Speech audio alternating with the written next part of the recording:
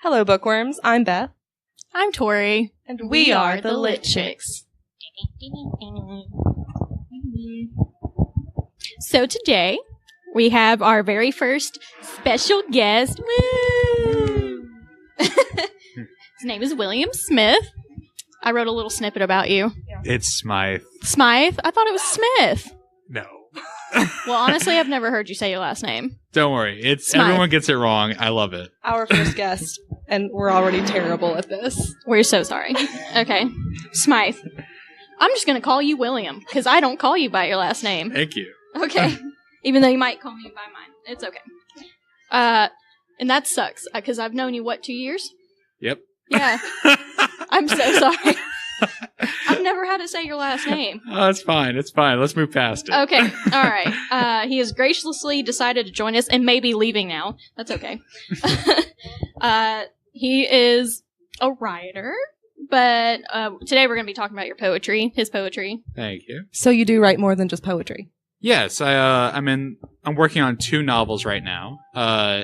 They are very big projects that I'm realizing, and I'm just going to put them on the back burner for now. All right. Cool. Duly noted. So this is going to be a tag-along to finish out our poetry uploads. We have one more to do, and then this is going to tag along with it, so it'll make sense. William's a really chill person. Thank you. Yes. Super friendly and an incredible poet. I like your poetry, and I don't care what you say about it. Thank you. All right. So we're going to get into the questions. Beth, you can ask the first question. Okay. We're going to start off semi-basic.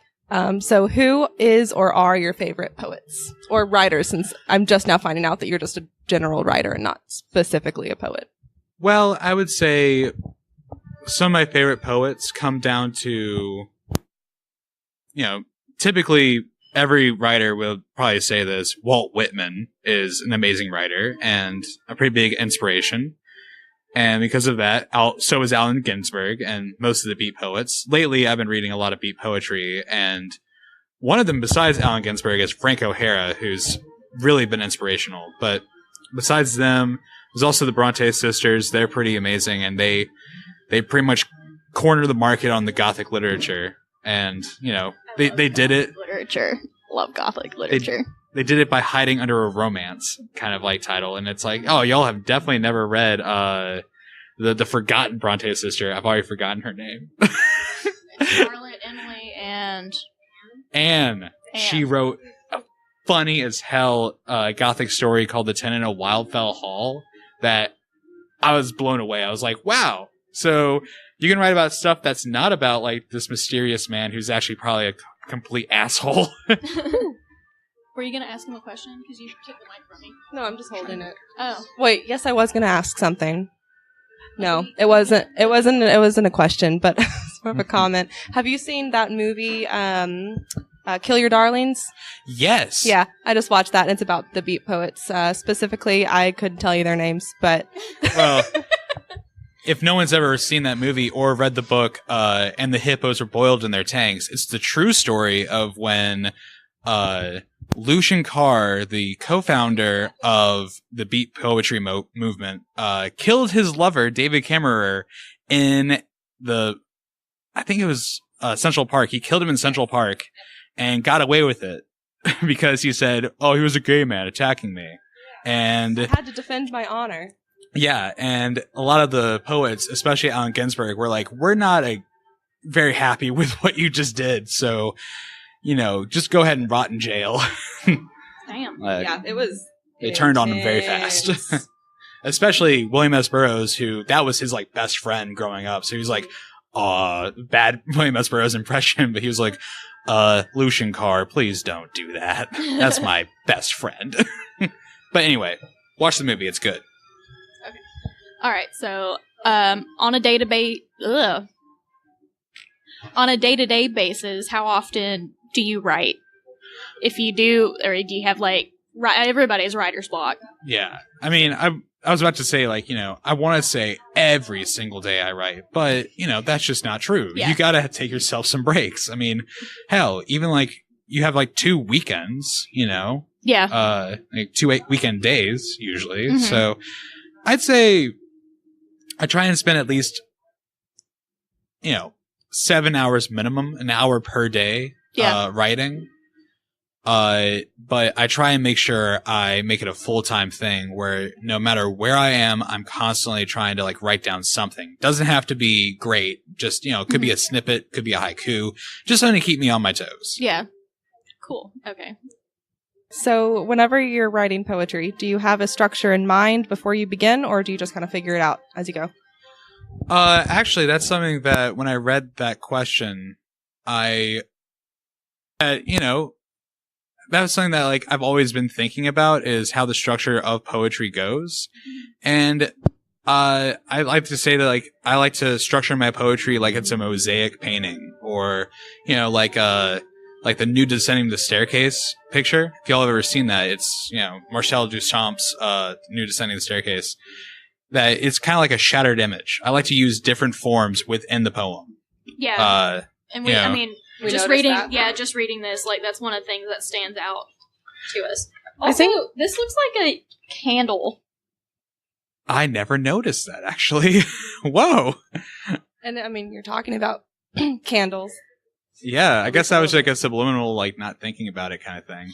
I mean, was that not what you intended? No. Oh. Actually, Cool. what I That is intended pretty was cool. I wanted to look like a recipe. Like, this is like a recipe Oh. in like a book. Like, here's a how-to. I can see that. Oh, yeah. Yeah. That's cool though. It does look like a candle.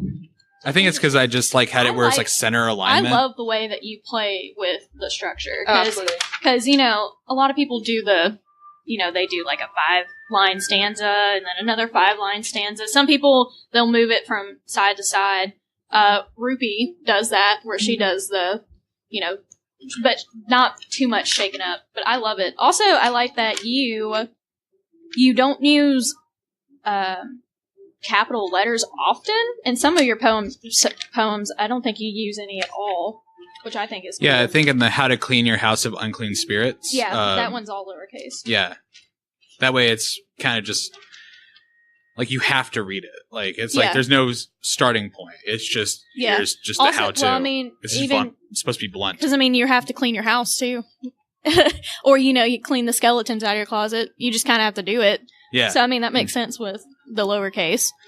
But yeah, I mean like it's kind of a weird philosophy is I like to try and use the form to express the emotion that's going on. Like instead of trying to have it where it's what's a haiku, so I have to have it in the haiku form. It's like, no, I'm throwing a haiku in there right there because it is a necessary moment for the character, even like the reader, to realize. Like I've written a zine called Magnolia, and in it I have a spot where looking at the magnolia flower, I just describe it using a haiku form to like get across like the majesty and the natural beauty of it. Yeah, and haikus are they used to be about nature. That's what initially they wrote it for. I guess was to. That's what most haikus I've seen are about nature. I definitely Yeah. see lots of like flowers and trees and So- haikus. Perfect. When did you? This is a general question, but when did you start writing poetry, or when did you start writing in general?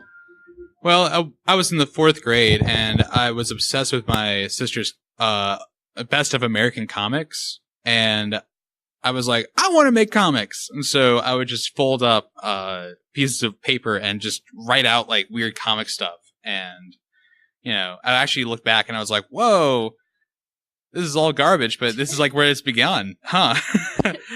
Yeah. Like, it's like, Yu-Gi-Oh! Fan fiction stuff and things like There's that. nothing wrong with that. There's nothing wrong with that. I mean, Rebecca that's Sugar where- wrote that's where Yowie. I would say I started writing stuff was fan fiction, like really writing stuff. Like I would write stuff for school or whatever, write short stories, but fan fiction is where I could just let it go. I mean, it's stuff that you care about that you can get really Mhm. excited about, so that passion shows through in your writing. And even with fan fiction, like just in something in like when you're writing something in general, you want to write something that somebody hasn't really tried to write with a certain character before. I mean, all the stories have been written over and over, but it's just depending on what you do with the situation Mm-hmm. in a story, I guess. Was that all that you had to say on? No. Well, it began like that, but I didn't really come back to it until I was a very depressed freshman in high school. And I was like, I'm going to write poetry to get all my feelings out because I should probably go to therapy. Yeah. But I'm not Cheaper. going to therapy, so I'm just going to write poetry. And it's all my DeviantArt. If anyone wants to go on like my DeviantArt and look at like Sweet. my sad, sappy poetry. Throw where that it's- shameless plug out there. Shameless plug. I'm not actually. DeviantArt. Yeah, we all have a DeviantArt account. Come on, Absolutely, we do. it's 2019. If you don't have a DeviantArt account in MySpace, then what are you doing with your life? You're probably a baby if Yeah, you don't have a DeviantArt or a MySpace. you probably just have an Instagram, and that's where you do it. Yeah. That's where you throw all your sadness. Yeah. But from there, though, I had a teacher read one of my short stories that I posted on DeviantArt, and it was like some student saw it and was like, "Oh, I gotta show him to it." And he came up to me and was like, that's "Hey, nice. Yeah. That somebody was like, wow, this is really cool, and showed it to your teacher. That's really dope. I think it was like just making fun, being like, "Oh, we're gonna send this to like the guy who like teaches Never short mind. stories." I was thinking that this person was going to be a genuinely nice person, but never mind. I'm sorry. He was genuinely nice in high school. No Yeah. way. Yeah. I mean, I wasn't genuinely nice in high school either. I mean, no one is. Yeah. You're all a brat. Well, either Yeah. way, it worked out in your favor. It did, because he read it, and the teacher, I mean, and he said, "Hey, you need to take my class senior year." And so I did, and it sparked my interest in just writing in general. And so I went to college for creative writing, and I thought like, oh, short stories and novels are where it's at. And I had all my teachers saying, "No, you're a good writer, but you're just terrible at writing short stories. I mean, maybe you should find a different craft." And I was like, "No, I don't wanna." And it wasn't until I was depressed in Portland that I realized, oh my God, it's poetry. And it's all because I went to a slam poetry night and I was like, I could do that. And so I did do that. And I Do that. did not get a clap. And I was like, I'm going to keep doing it because I like doing this. And eventually, before I knew it, hey, Hollow Wide and High. Actually, Yeah. the first line in Hollow Wide and High, in that poem, Lapel du Vide, that first stanza, I think it goes, "Cigarette on the western wall, Mhm. stubborn toes and worn out shoes, a cold front comes forth in tides." That came across because I was having a cigarette after yelling at one of my neighbors for playing their music too loud at 3 a.m. And the rain was coming down. And I was just like, that was the first thing that crossed my mind, was just that. And I was wearing like some beat up Chucks, and they were like, holes in them. And I was like, the rain was seeping through, and I was like, just life is miserable right Ugh. now, but Gonna write a poem about it. here it is. Yeah, that actually leads into the next question, like what tends to inspire you to write? It's usually just any strong emotional moment. I'm realizing, like, yeah, most of my poetry comes from like being sad or expressive like that, but there are also really happy moments I talk about. There was a day where I was sitting outside of work. It was my time off, and I looked up at the sky, and dawn was coming down, and the clouds just looked so beautiful that I wrote about it. I don't have the poem with me right Well, now, yeah. but yeah. Do you find that writing it out helps you process these emotions better? I know we were talking about therapy a little bit, but Yeah, genuinely? in some ways, but I also feel like a lot of it is just like the poetry I'm writing. I feel like is stuff that other people are expressing, but they just don't know that's the voice they're trying to find, maybe. And I at least come across it like Donald Glover. I never talked about this when we were talking about the first question, but songwriters are actually a very huge inspiration for me. Like John Darnielle of the Mountain Goats, John K. Sampson of the Weaker Thans, and Colin Meloy of the Decemberists are three major influences, but so is Donald Glover, just in general. Donald Glover, as an artist, is maybe He's kind of amazing. he's maybe the Renaissance man we deserved, and we all will have for the rest of our lives. And his project, Childish Gambino, is amazing. But there's a joke he made where he was talking about how he got in the car with this girl he liked, and he put on his music, and she was like, "Who is this?" "Oh, this is me." "You listen to your own music?" And he goes, "Yeah, It's really because good." it's really good, and I'm writing the music for me, not for anyone else. It's for me." And so I'm thinking, yeah, I like writing poetry, and I hope other people like the poetry I write. What is your favorite poem from your book? You touched on a little bit of like what you like about some of them, but do you have a favorite?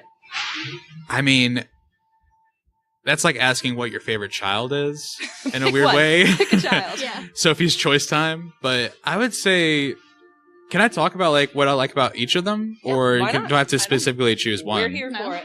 Go for it. I mean, the one I recite the most from this section that a lot of people seem to like latched onto is Sound of Weeping in the Trees. Mhm. And, you know, I've had a lot of people talk about how like that poem really hit them hard and they really liked it. And also it just sounds really good on stage. So it's one of the more active ones. Oh yeah, this one stood out a lot just because you had that whole caps, Yeah. capital letters. Like, oh, okay, he's saying something. Bring on the caning and cradling of the body. Yeah. Which is interesting because it's then you said bring on the silent sobbing, Mhm. but you're like, bam, look Yeah. at this. Like very loud about yeah, it. yeah, exactly. I mean, it's well when you say sobbing too, it's not you can't That's be not silent when necessarily you're quiet. Yeah, you can't. Yeah. It's hard to be quiet when you're sobbing. My favorite, I know that you want to talk about each of them, but Untitled is one of my favorites. But I was also Untitled here for the when you- Moon? Yeah, Thank you. Yeah. Yeah, I I wrote was- that when I was really sad on my rooftop. yeah. Looked up at the moon and I was like, remember when you were, God, you're so far away. I remember when you were writing this. It was here. But you asked me about one of the lines, and I was like, "That sounds great." I don't remember what it was, which one it was specifically, but that one's my favorite Thank you. for sure. I liked the. I don't want to get the title wrong because a history. A history? You like a history? I did, yeah, and Kayleen liked it a lot too. Thank you. I've just read through these today, but I've been reading about it a lot. I mean, thinking about it, not reading about it, just because, I don't know, it goes through so many, big names, but they all experience things that people, like, go through, and I don't know. It Yeah, was nice. I'm not a poetry expert, but, that's fine. It's okay.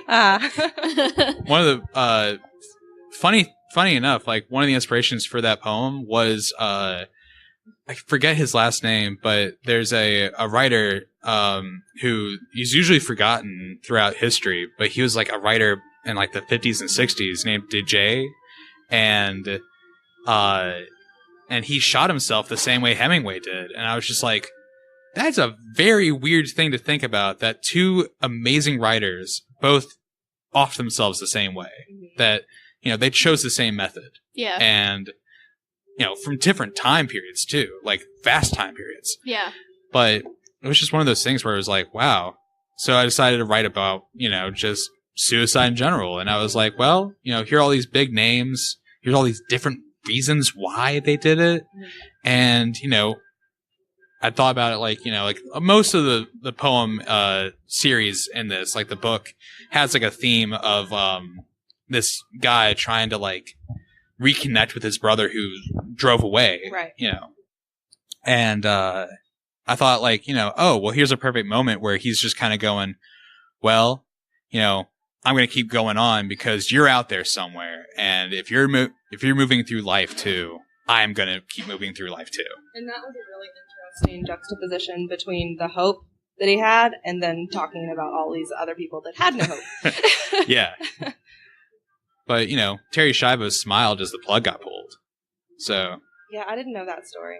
oh, she was, so back in the 90s, she was this, woman who, I think she had just an accident where it left her in a vegetative state, and she left herself like a do not resuscitate, contract, but no one knew if she actually wrote it or if like, it was something like she had a really good life insurance policy, or if like her boyfriend at the time wrote it for her, or what was going on with that. So no one had like her final wishes actually, like for sure.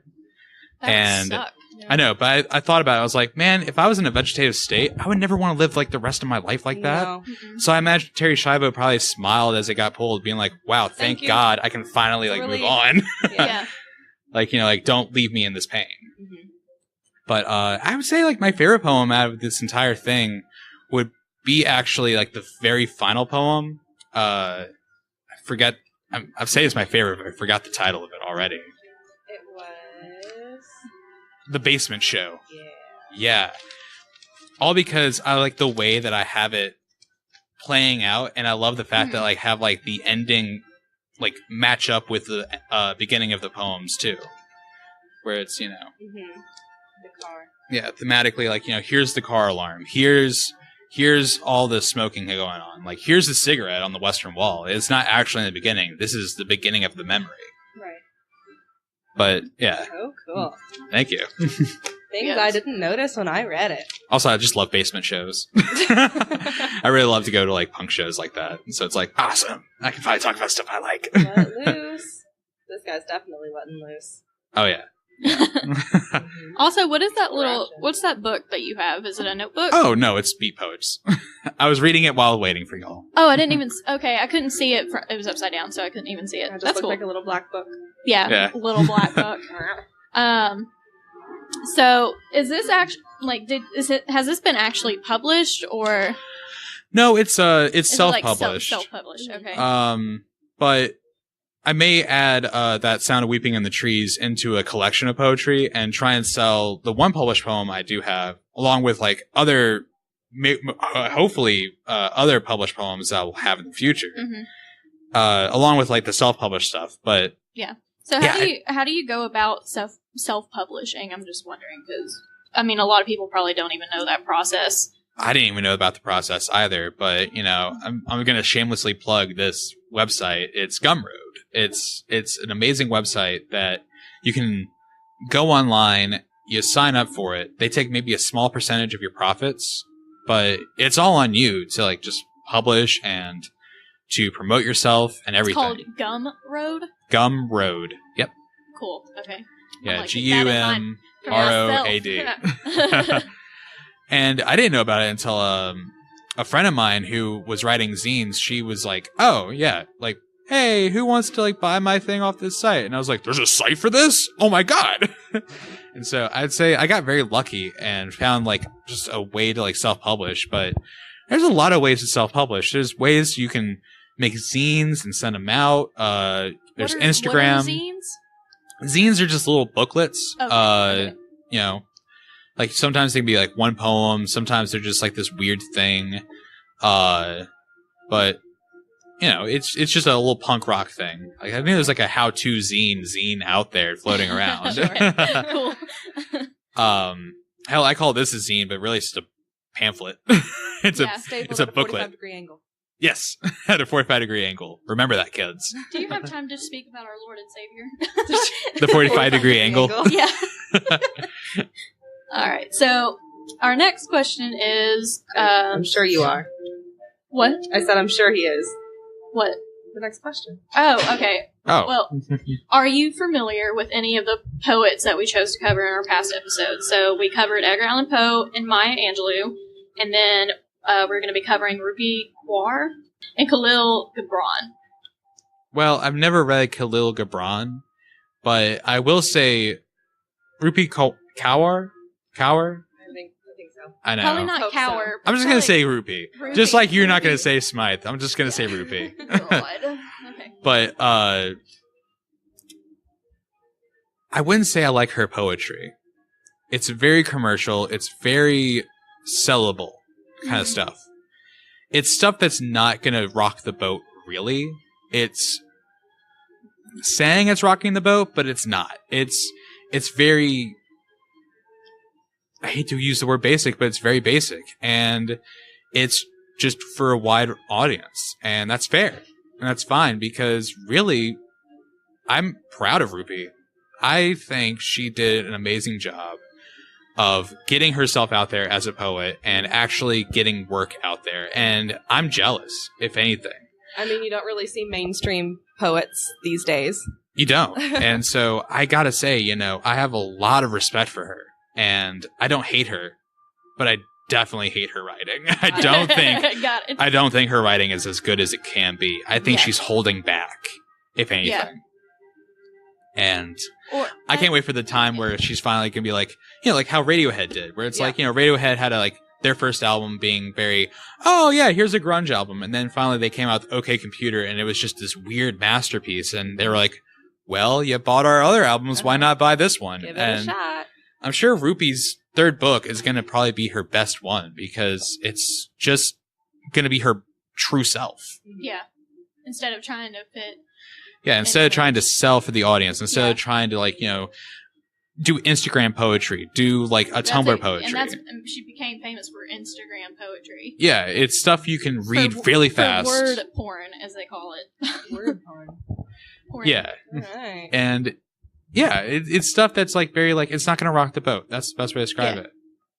Unlike Maya Angelou, where the stuff she wrote is very true and very brave stuff. Mhm. And I mean, I think she really did what a lot of people think Rupi is doing now. Mhm. Maya Angelou is really the queen of poetry in our generation. Right. In this art space, she revolutionized the way poetry is used, made, sold, everything. And, you know, not a lot of poets can say that. I mean, you know, I think the only other poet who could compare would be Walt Whitman, who, you know, had a whole book-length poem, Leaves of Grass, released, and, you know, it sold well. And it's still selling well, even after his death. And he was a celebrated poet, and just like Maya Angelou, even after her death, she's still, I mean, anytime I read a Maya Angelou quote, I cannot cry. I mean, I cannot stop crying. Right. That's what I mean. Yes. Yeah. Right. I Like- think we're all right there with you. Yeah, it's touching and it's truthful. And there's Edgar Allan Poe, who is just, you know, a good blend of basic and true. But I think he, I don't want to disagree, but I think he started the basic.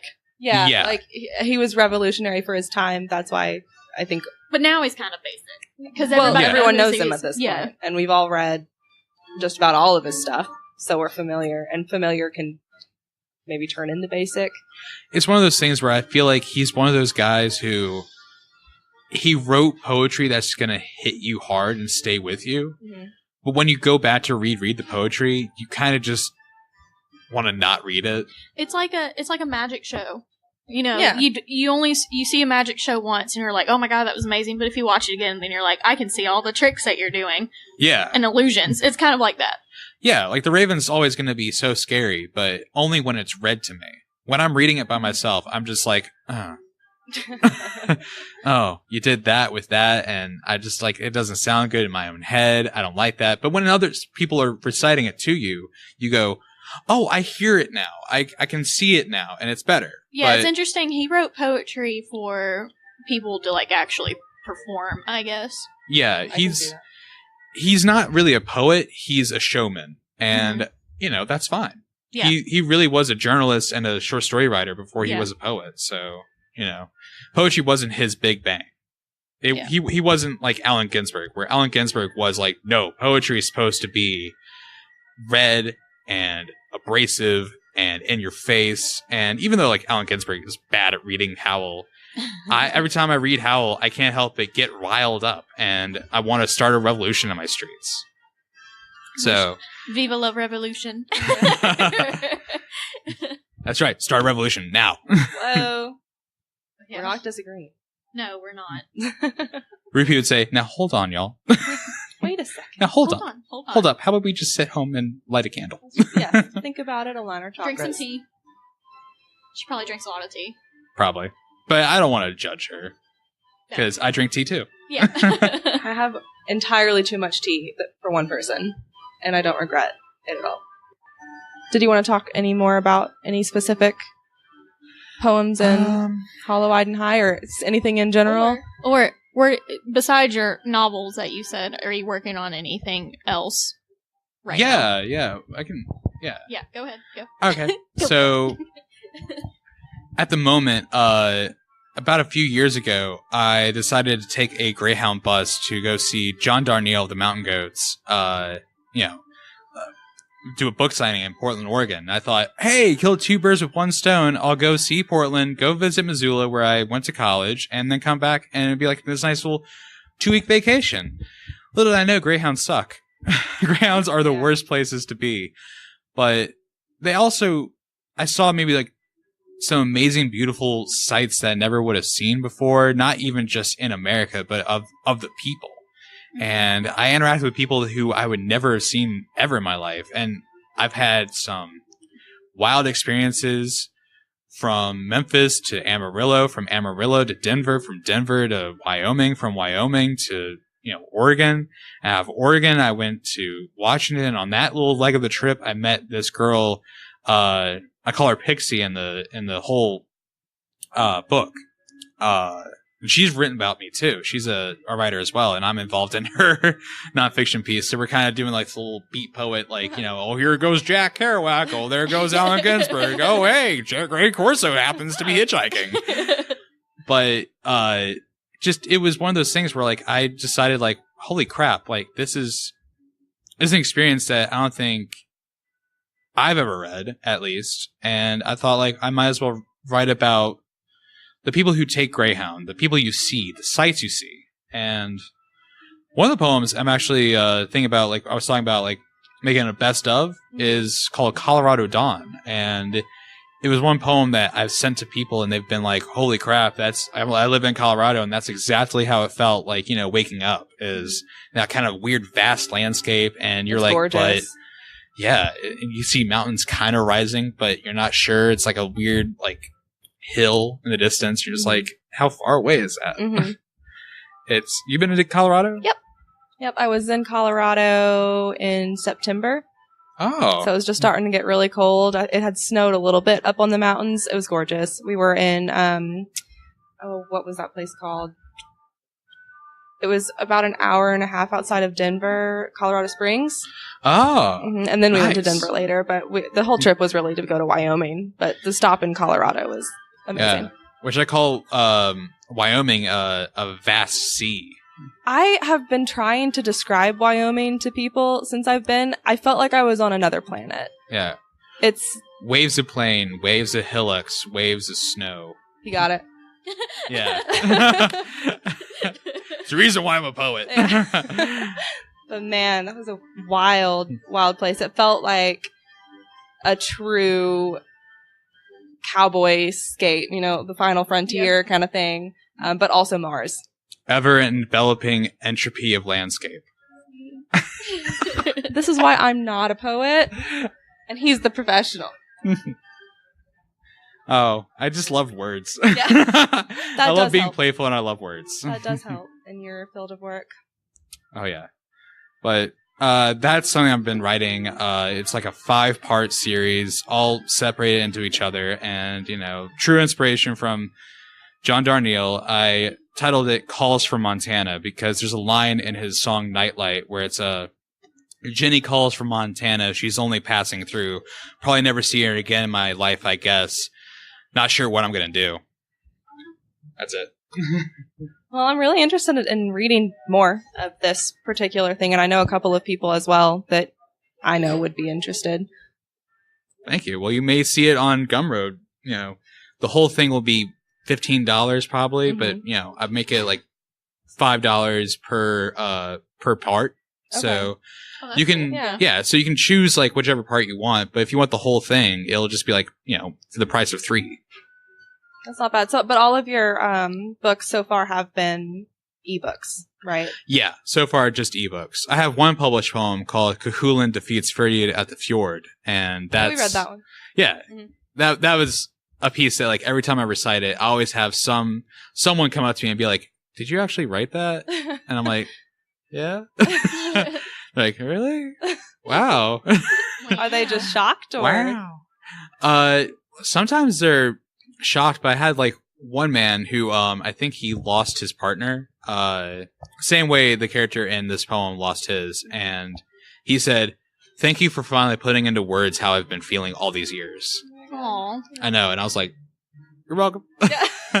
I'm gonna walk away before I cry. Not my life, but oh god.